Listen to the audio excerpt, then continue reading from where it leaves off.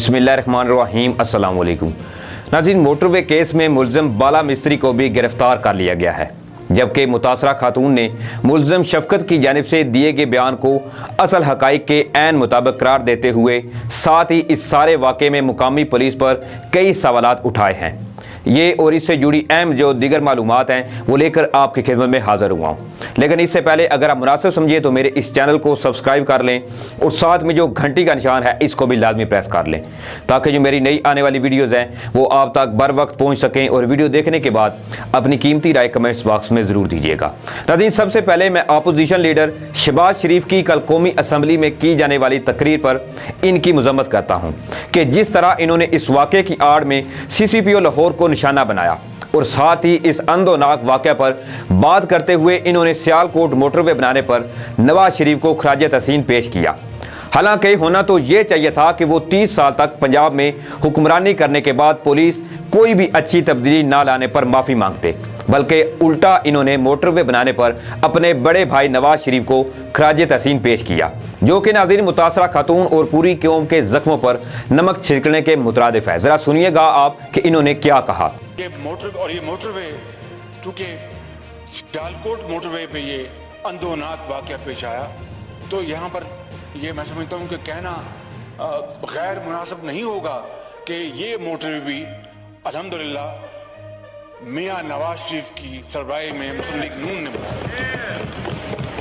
जी तो नाज़रीन, आपने सुना कि कल कौमी असम्बली में शहबाज शरीफ ने क्या कहा था। इसी के साथ अब हम चलते हैं अपने असल टॉपिक की तरफ।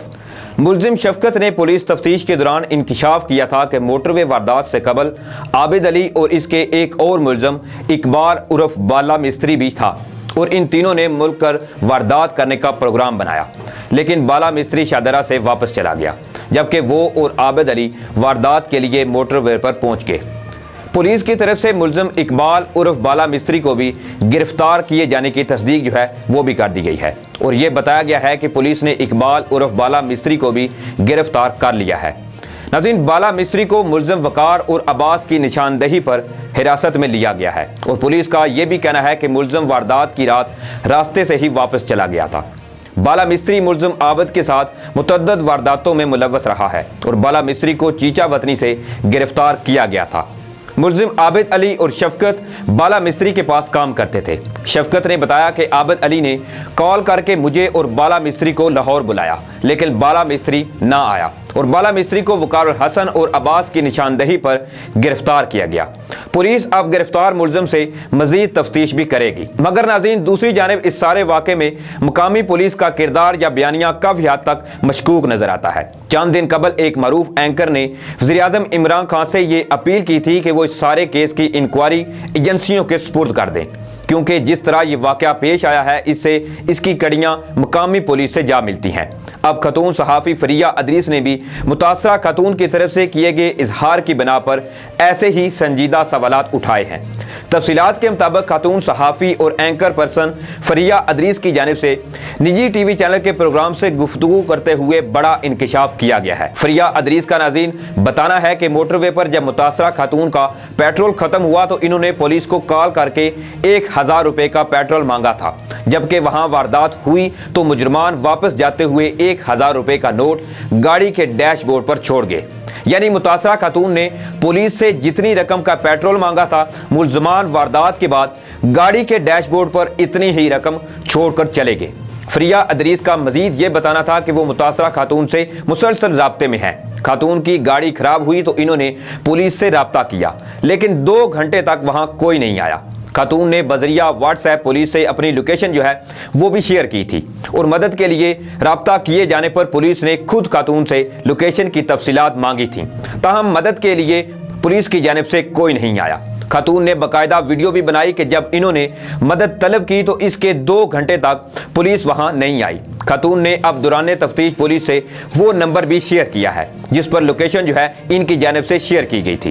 नाज़रीन, जबकि मुतासरा खातून ने यह भी तस्दीक की है कि गिरफ्तार मुल्ज़िम शफ़क़त ने दौरान तफ्तीश जो तफसीलात बताई हैं वो काफ़ी हद तक दुरुस्त हैं। इसके अलावा इस हाई प्रोफाइल मुकदमे में पुलिस की तरफ से जिस तरह मालूमात को मीडिया के साथ शेयर किया जा रहा है, इस हवाले से भी قانونی ماہرین کی رائے یہ ہے کہ اس سارے مشق سے اس مقدمے کو کمزور کیا جا رہا ہے، جس کا اثر ٹرائل کے دوران عدالت میں دیکھا جائے گا۔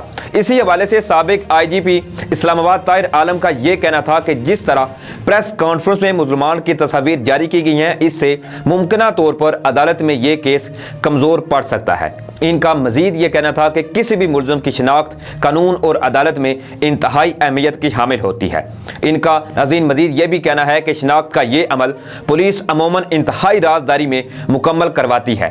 اس کے لیے باقاعدہ مجسٹریٹ سے اجازت لی جاتی ہے، جس کے بعد ملزم کو جیل بھیجا جاتا ہے۔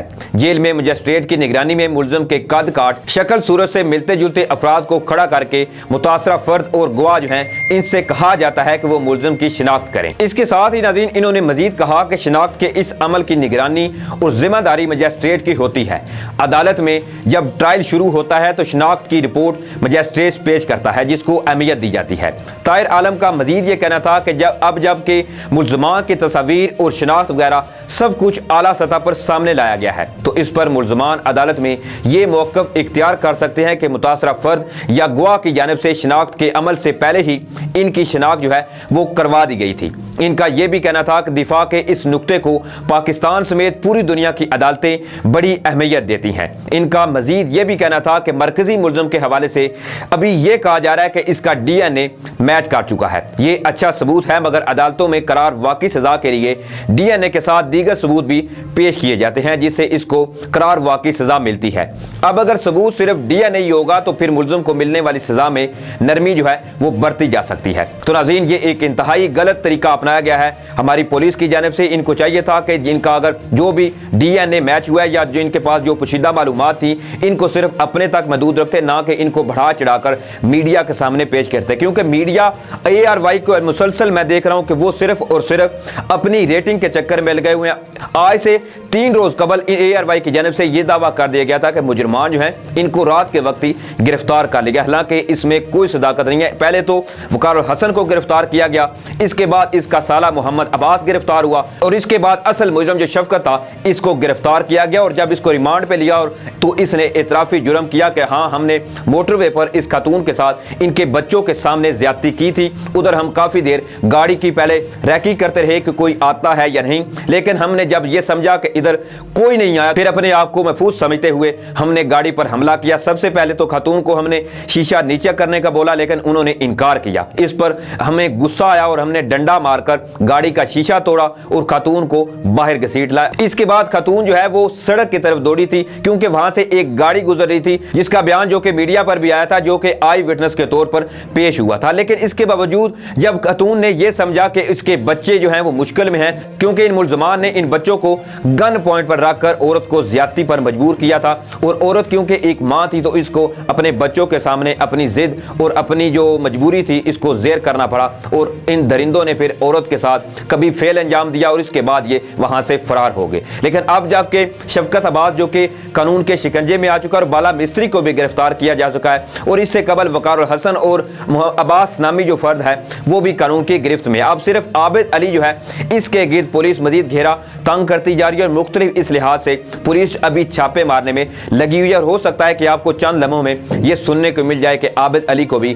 گرفتار کر لیا گیا ہے۔ اور اس حوالے سے کل عدالت سے بھی مکمل یہ اعلامیہ آیا تھا کہ ان کو قانون کے مطابق سزا، کڑی سے کڑی سزا جو ہے وہ دی جائے گی۔ اور دوسری جانب اگر ہم وزیر اعظم عمران خان صاحب کی بات کریں تو انہوں نے ایک بڑا ہی اچھا پوائنٹ اور ایک اچھی چیز متعارف کروانے کا سوچا ہے، اور اس کے لیے آلریڈی فیصل وابڈا جو ہیں انہوں نے کام بھی شروع کر دیا ہے، کیونکہ عمران خان صاحب نے یہ تجویز پیش کی ہے کہ جو بھی فرد یا جو کوئی بندہ ایسی بدفعلی کرتا ہے ان کو ہمیشہ کے لیے نامرد کرنا چاہیے۔ ان کے لیے نامرد کی جو سزا ہے وہ پوری رہتی دنیا تک، جب تک یہ زندہ رہتے ہیں ان کو اس بات کا احساس ہوتا رہے گا کہ ہم نے کیا فعل جو ہے وہ سر انجام دیا تھا۔ ناظرین اس عمل پر آپ کی کیا ہے، اپنی قیمتی رائے کمنٹس باکس میں ضرور دیجیے۔ کیا آپ کے خیال میں بھی عمران خان نے جو بل پیش کیا ہے اس کی منظوری ہونی چاہیے؟ کیا ایسے لوگوں کو واقعی نامرد کر دیا جانا چاہیے یا ان کو سرے عام چوک میں لٹکا دینا چاہیے؟ اپنی قیمتی رائے کمنٹس باکس میں ضرور دیجیے گا۔ اسی کے ساتھ مجھے اجازت دیں، تب تک کے لیے اللہ حافظ۔